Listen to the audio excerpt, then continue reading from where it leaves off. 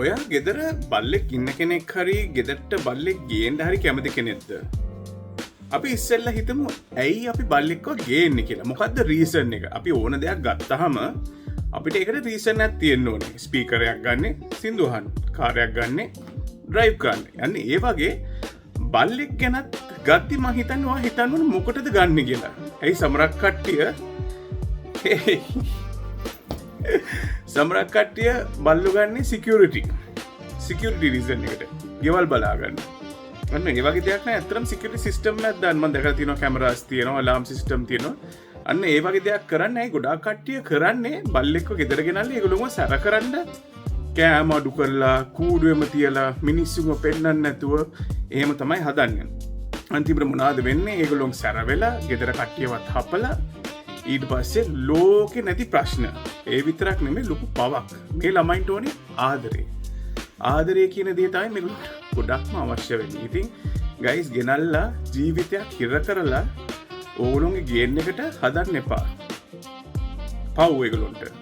ඇයි දැන් බල්ලොන්ට ඇත්තටම අපි ඒගොල්ලෝගේ මුළු ජීවිතේම අපි පස්සෙම තමයි ඒගොල්ලෝ ඉන්නේ. අපි ගැන හිත අපි කොයි වෙලාවද යට කන්න දෙන්නේ, අපි කොයි වෙලාවද යත් එක සෙල්ලම් කරන්නේ, අපි කොයි වෙලාවද වොක් එකක් ගෙනියන්නේ. හැබැයි අපේ ජීවිතේ අපිට ගොඩාක් දේවල් තියෙනවා කරන්න. ඒ කියන්නේ අපි ජොබ් එකක් කරයි, ඉස්කෝලේ යයි, යාළුවෝ හම්බෙන්න එළියට යයි, කෑම කන්න එළියට යයි. මේගොල්ලන්ට එහෙම බෑ. මේගොල්ලන්ට කෑමයක් ඕන නම් මොනවද? කෝ කියලා එන්නේ අපි ළඟට.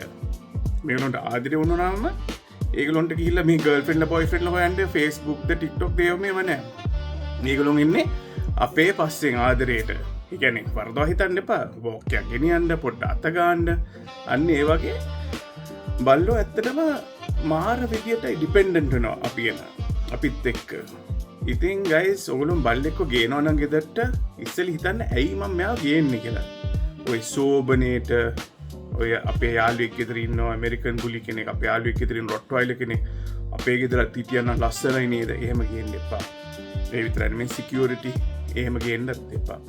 ඔයාට ආදරේ කරලා ඒ ළමයාව හදන්න පුළුවන් නම් විතරක් ගේන්න. හැබැයි මතක තියාගන්න එක දෙයක්. මේ හොඳට ඔළුවට දාගන්න. බල්ලෙක් ගන්නවා කියන්නේ ඉලෙක්ට්‍රික් අයිටම් එකක්වත් නිකන් ගෙදරට බඩුවක් ගේනවා වගේ දෙයක් නෙමෙයි. මේගොල්ලන්ට කණ්ඩ බොණ්ඩ දෙන්න ඕනේ. උස්මාත් කරන්න ඕනේ. ඒගොල්ලන්ට බෙහෙත් කරන්න ඕනේ. ඉතින් ඒව වලට සල්ලි යනවා. වෙලාව යනවා. ඉතින් ඔයාලට ඒව දෙන්න බැරි නම් එහෙ බල්ලාව ගෙනල්ලා ඇත්තටම යාට මේ දුක දෙන්න එපා. මම දැකලා තියෙනවා ගොඩාක් ගෙවල් වල මේ අපිට ගොඩාක් මෙසේජස් එනවා, කෝල්ස් එනවා. ගෙවල් වල සත්තු ගැට ගහලා නිකන් අත්හැරලා කෑම දෙන්න නැතුව, නාවන්න නැතුව උන් ඉන්නවා. ඇත්තටම දුකයි. පාරේ ඉන්න කට්ටිය කොහොම හරි කුණු බක්කයක් හරි ඇදගෙන කයි. මට ඇත්තටම ඕව දැක්කාම මාරම දුකක් එන්නේ. මේ අහක දාලා බෙහෙත් කරන්න නැතුව මැස්සෝ වහලා ඇඟේ මැක්කෝ මේ ඒ ගෙදර කට්ටිය මුකුත් කරන්නේ නැහැ. ඔහේ තියාගෙන ඉන්නවා. මේ ලංකාවේ ඇත්තට මේකට ලොකු නීතියක් නැහැ. හැබැයි ඒ වගේ කට්ටියට නීතියක් ආවොත් මෙහෙම බල්ලෙක්ව මෙහෙම හිර කරගෙන මෙහෙම මේ සලකන්නේ නැතුව මෙහෙම කරනවා කියලා කිව්වොත් මාර ලොකු ප්‍රශ්නයක් වෙන්න පුළුවන්. මේ හරි නීතියක් තිබ්බනම් වෙන රටක නම් ඇත්තටම හිරේ යන්න තරම් මිනිස්සු ගොඩාක් ඉන්නවා මේ ලංකාවේ. ඉතින් ගයිස් ඔයගොල්ලෝ බල්ලෙක්ව ගේද්දි හැම වෙලාවෙම හිතන්න මට මෙයාට වෙලාවක් දෙන්න පුළුවන්ද? මෙයාට කෑමක් දෙන්න පුළුවන්ද? මෙයාව ආදරෙන් බලා ගන්න පුළුවන්ද? ඉඩ තියනවද ගෙදර? මට මෙයාව ගෙනල්ලා තියාගන්න ඉඩ තියනවද? මේ හැම දෙයක්ම සලකලා බලලා තමයි බල්ලෙක්ව ගෙනද්දි ගේන්න ඕනේ. ඉතින් ගයිස් මං හිතනවා ඔයගොල්ලන්ට මේකෙන් පොඩි තේරුමක් හරි එයි කියලා.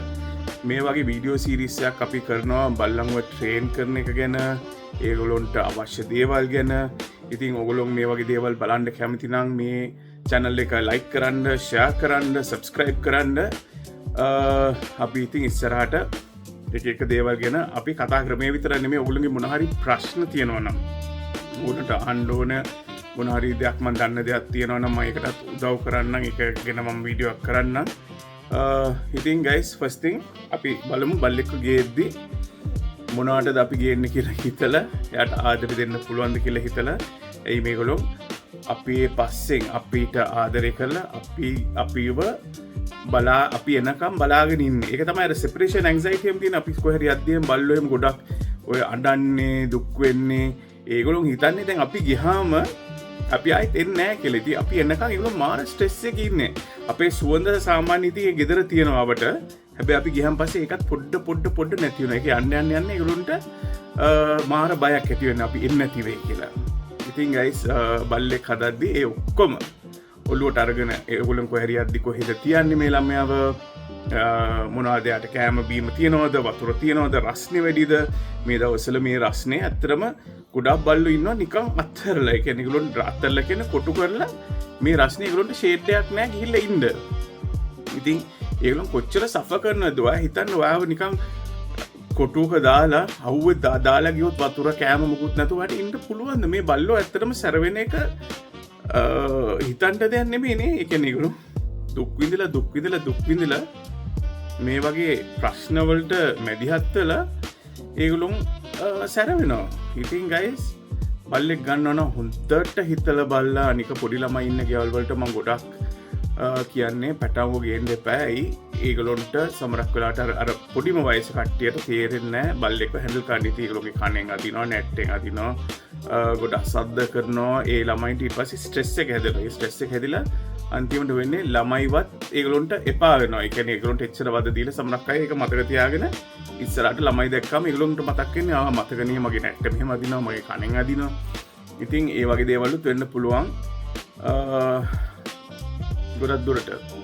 ඉතින් guys එහෙනම් මං හිතනවා ඔයගොල්ලන්ට මොන හරි දෙයක් ඔළුවට ගියා කියලා. අපි ගියා. bye.